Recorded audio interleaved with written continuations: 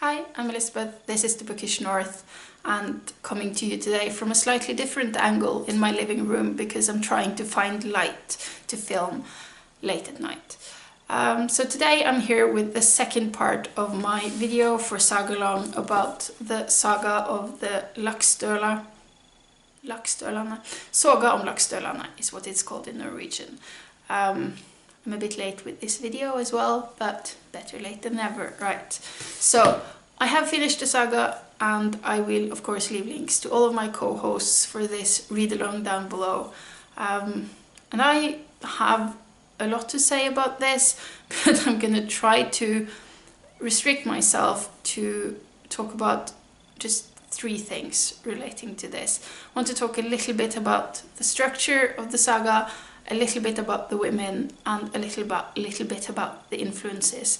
And I think that's going to be more than long enough for a video for this channel. So let's see how concise I can make this. So yeah, the second part of the saga contains the story that this saga is famous for, which is the love triangle between Kjartan, Bolli and Gudrun. They are all members of the same sort of family, meaning that they can all trace their ancestry back to Kjetil Flatnose that we met at the beginning of the saga. And unlike what I said in my video last week, he never settled in Iceland himself. He went to Scotland, but all his children settled in Iceland, and so their families have branched out. And Kjartan and Bolli are both part of one branch of this family, and then Gudrun is in another branch of the family, but they're far apart. They're like 5 or 6 generations removed, so it's not like incestuous relationships or anything. But Kjartan and Bolli grow up as brothers because of the fostering system that's in place. Bolli is taken in and raised alongside Kjartan by his father Olaf the Peacock. And so they are like brothers. There's also best friends. And they do sort of everything together. Then Kjartan has a really good eye for a woman called Gudrun, and they are in love. But then Kjartan decides he wants to show that he's a grown-up and that he's a man, so he wants to go off to Norway. And Gudrun is not really a fan of this idea. He asks her to wait for him for 3 years, and she says, no, I'm not gonna wait for that long. But he goes off anyway, and Bolli goes with him. So they go to Norway, they hang out with the king, and there Kjartan meets another woman called Ingeborg, who is the sister of the king, and they have a close relationship. But we don't really hear a lot about that. And they stay there with the king of Norway for a good while, until Bolli goes home to Iceland alone. And when he gets to Iceland, he decides he wants to marry Gudrun. So he goes to ask her, and she says, no, I'm waiting for Kjartan. And he says, well, you might be waiting a long time. I don't think he's ever coming back home. He's got this woman called Ingeborg, and I think he's going to stay in Norway. And she still says, no, I'm still waiting. And he goes away. And then Bolli does not take no for an answer. He goes back to talk to her father, and he says he wants to marry his daughter. And her father says, no, I think she is waiting for Kjartan. And Bolli gives him the same story, that she's going to be waiting forever in that case, because he's not coming back to Iceland. He's got a woman there in Norway, and he's going to stay there. And so Osviv, which is Gudrun's father, decides that he agrees with Bolli. They go to Gudrun together, and then they convince her that it's in her best interest to marry Bolli instead. So she does. And then of course Kjartan says goodbye to Ingeborg in Norway and comes back home to Iceland, only to find that the love of his life has married his best friend. Which means that Bolli and Kjartan are no longer best friends. Kjartan mopes around for a summer until his family convinces him to marry someone else, and they seem to be doing nicely together. And then Gudrun gets really jealous and she goads Bolli into killing Kjartan.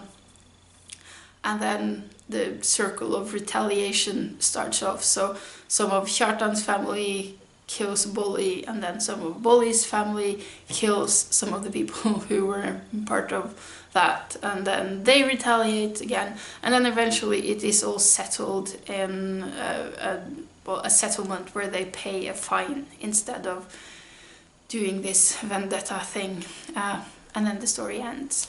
So that was the short version, because Gudrun actually marries a fourth man and blah blah blah, but I'm not going to go into that now. But this is the core of the story of this saga, and you can see that it's the core because it's the thing that everything is building up to, and it's also the thing that everything just sort of, it structures also the end of the saga. After all of the killing and all of the bad things have happened, they still have consequences until the end of the saga, really. And you can see that because of the way sagas are structured. There are always a lot of premonitions and dreams that are interpreted, and all of these foreshadowing of what is going to happen.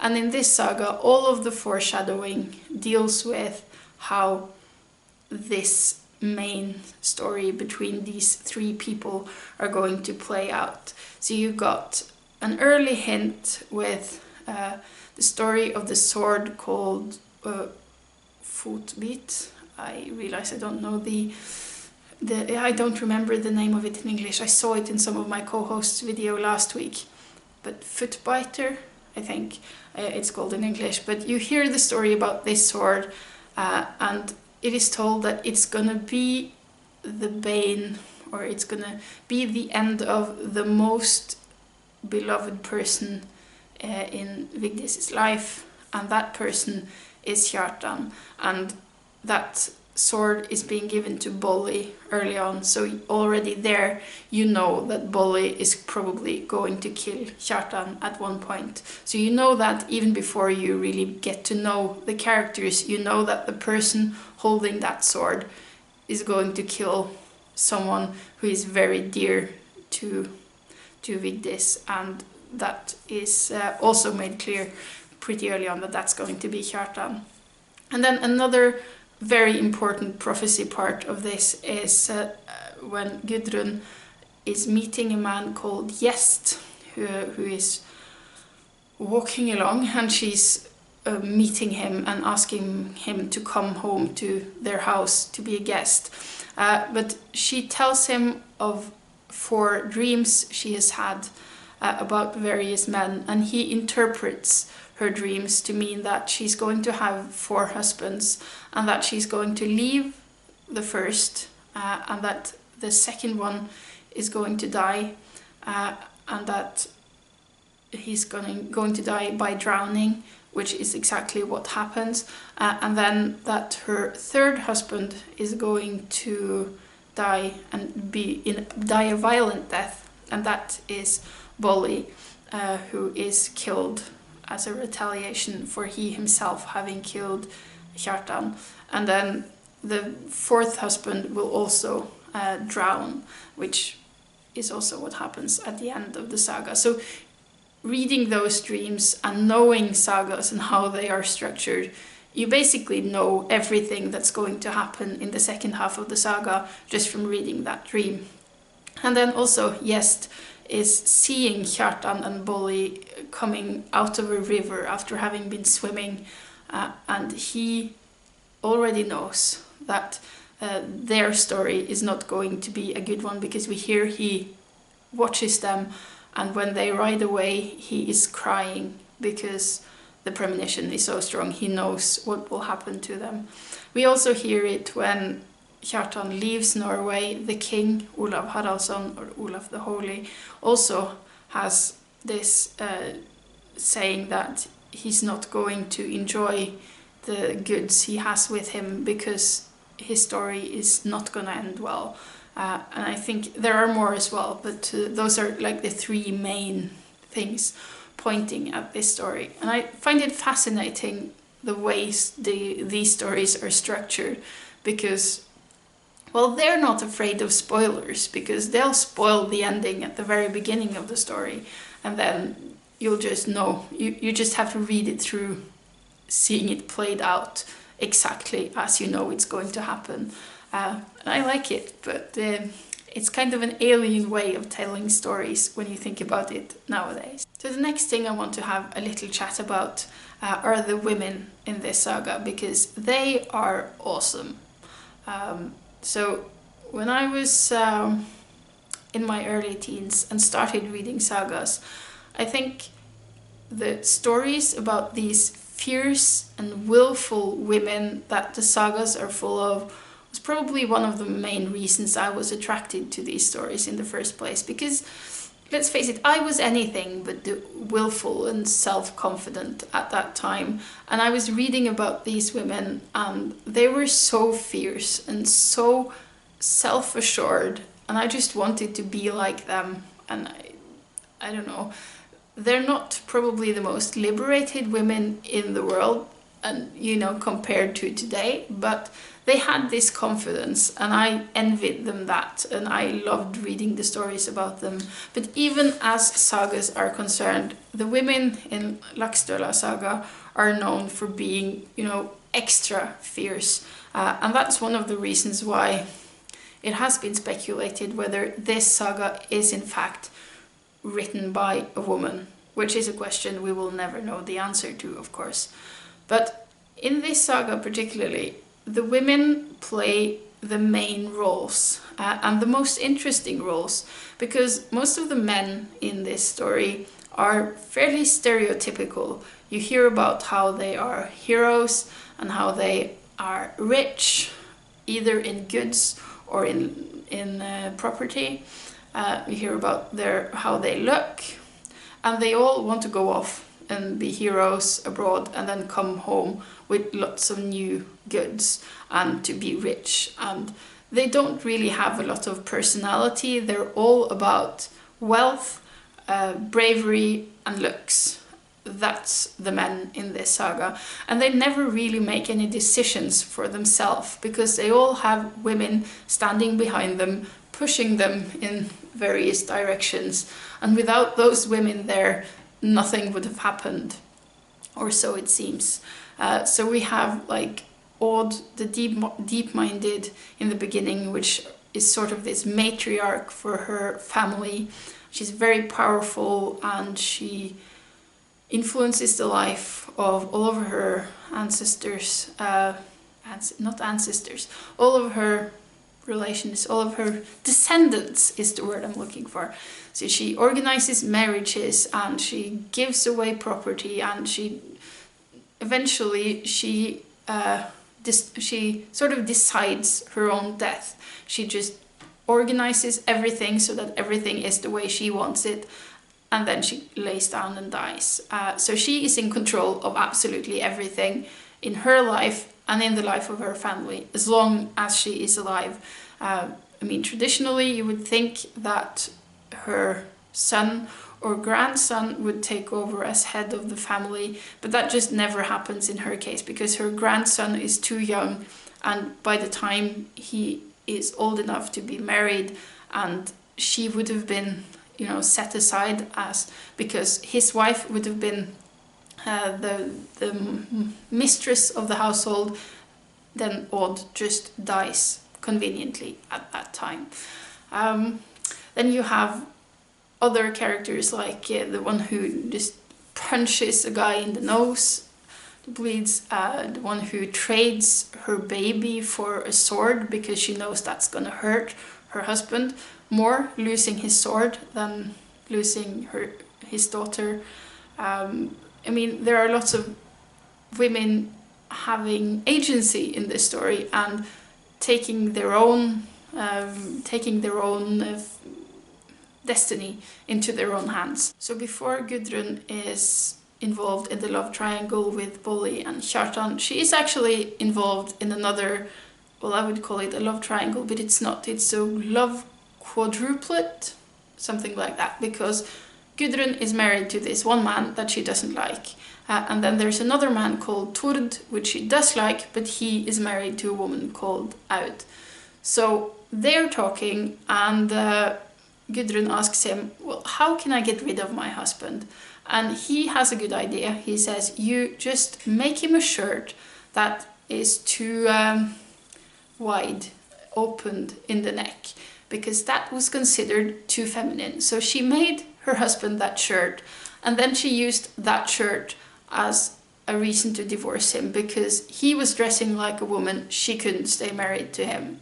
So then she was available on the market again. And then Tord was thinking, how can I get rid of my wife?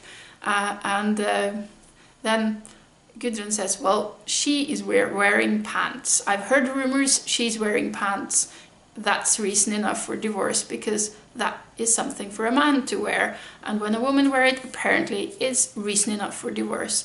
So he is divorcing her, and then they marry each other. And then eventually that doesn't end well. They have a good relationship.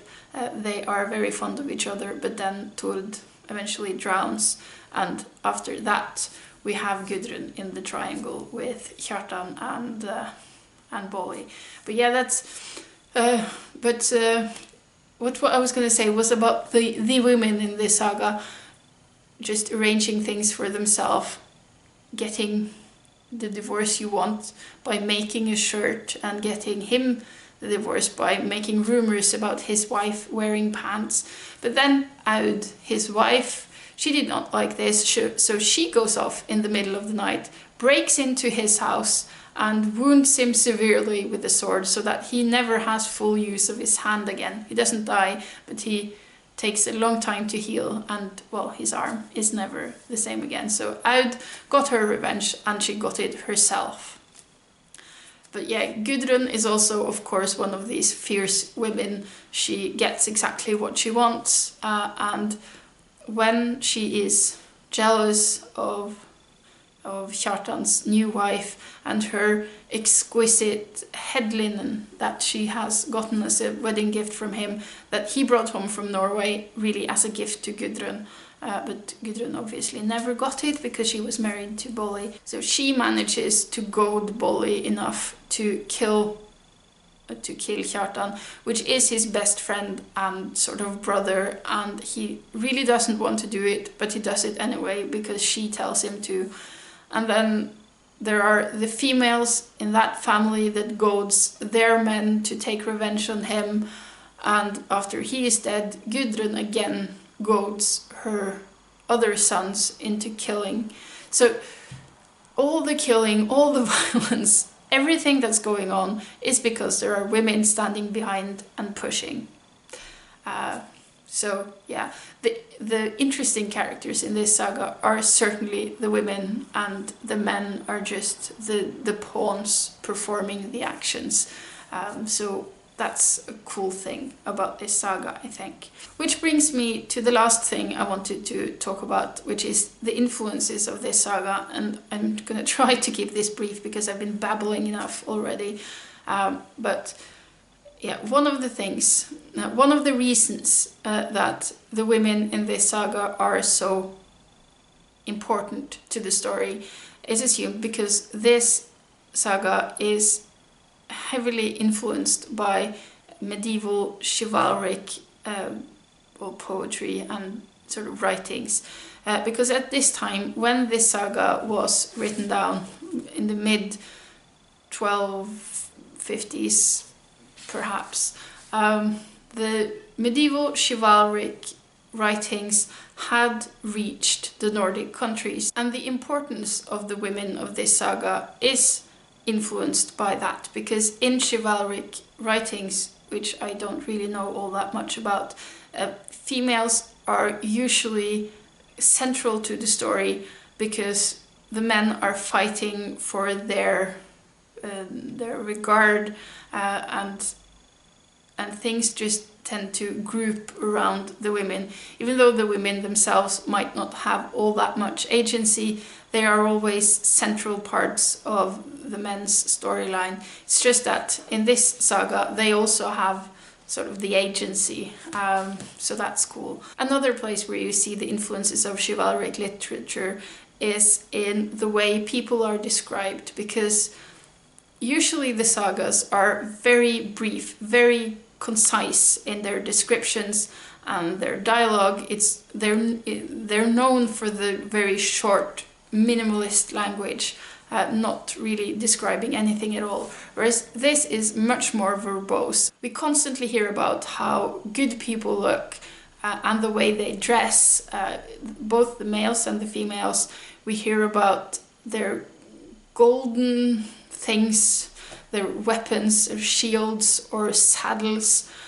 We hear about all of the bright colors they're using in their clothes, and we hear about how they look heroic and how they act heroic.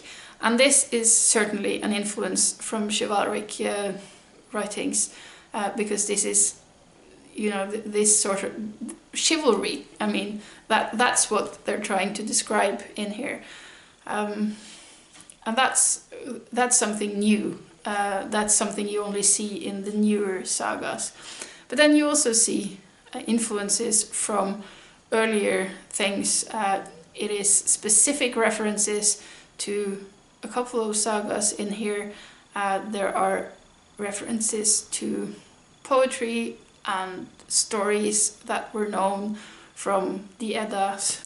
Particularly, it's a clear nod to one of the poems called Sigurdskvida, where you have another group of people who are going through some of the same things as Gudrun and Kjartan and Bolli, where you have another woman who goads her husband into killing the woman who married the man she actually wanted. So there's a clear link to that poem as well. So you can definitely see influences of other works on this story. So it is partly history writing and partly great literature. And I just really love reading these stories. And yeah, I think I'm gonna end it here today. My next plan is to read Egil Saga. I was originally going to make 2 videos about that as well, but then I realized I'm not going to make that because this weekend I'm going on my annual book holiday with Silje, and I don't think I'm going to get to make a video on Saturday because we're going to be traveling all day, but I will be here with a video on Egil Saga, I think next Sunday, because then I will be back home again. So I hope you're enjoying Sagalong content all over YouTube, and I will see you for the next one. Until then, bye bye.